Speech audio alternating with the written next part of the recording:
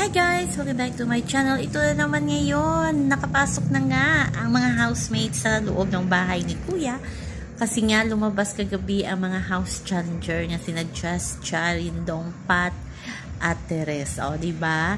As in, masayang-masaya ngayon si Fiang kasi nakakain na siya ng chicken. At ito na nga, hinamon ni JM si Fiang na ubusin ang natirang tinapay sa pinggan habang nasa dining sila. O, diba? Sabi nga ni JM, ubusin mo yan, bata. Sabi ni Fiang, ako pa. O, diba?